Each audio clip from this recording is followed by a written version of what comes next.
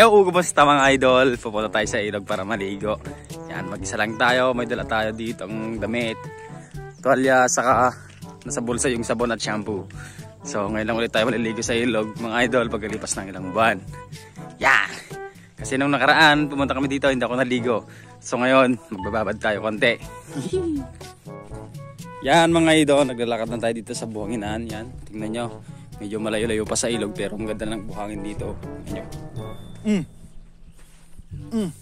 Punta tayo sa may batuhan. Huwag dito sa buhanginan kasi ano, ayoko. Mas maganda dun sa batuhan. Yan, alright. Dito na tayo sa may batuhan. Yan. Magdadaanan natin dito yung kampo ni Kuya Guy Lusak.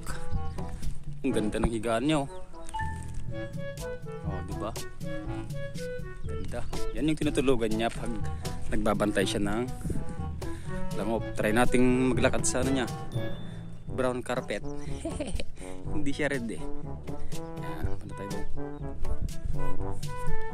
Yan, ba't niya nilalagyan ng buhangin mga idol? Yan, unang-una para hindi magaspang. Tama ba? Hindi, para tahimik yung paa niya na ano, pumunta sa pesto. Siyempre, pag sa batuan kasi maingay mga idol. Pag sa buhangin, tahimik lang. Yan. Tulad nito. Yan, dito siya pumapesto mga idol. Yan yung ano niya. Yan yung water lily niya. Yan. Yung harang para hindi maagos. Siyempre, tingnan nyo. Diba? Yan siya kumukuha ng karpa mga idol. Dito na tayo mo pagpepesto. Yan, medyo may agos-agos yung tubig. Check natin. Yan, malinaw-linaw na. Wow, sobrang lamig.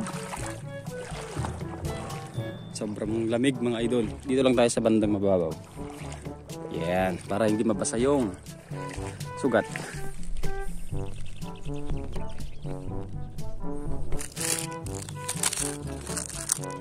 Ito na tayo.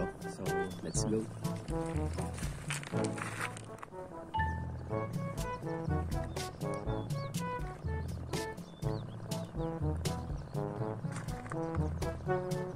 May sugat pa tayo dito mga idol, oh. Kaya bawal pang ano, matubigan. Dahan-dahan lang tayo.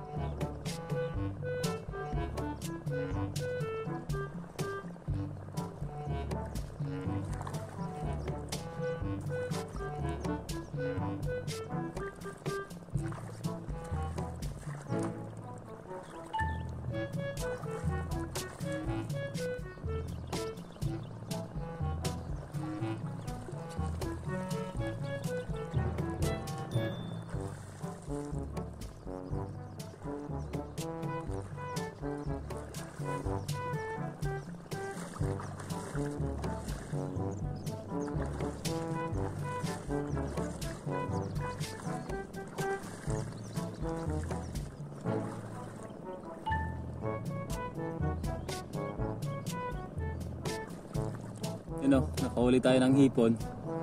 Pero dahil ano, iwasan natin ng kilaw. So hindi natin ito kakainin, pakakawalan na lang natin.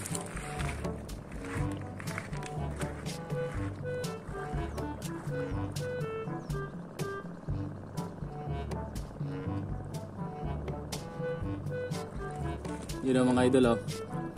Nakahuli pa ako ng isa pa. Paano kaya kung ano, ipunin ko na lang, pwede namang isigang to, diba? Sayang, hindi ko na dapat pinakawalan yung isa.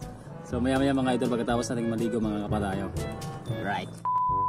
Tapos na tayong maligo mga idol, pakakawalan na lang natin tong hipon kasi ano, tanghali na, mainit-init na. Uwi na tayo.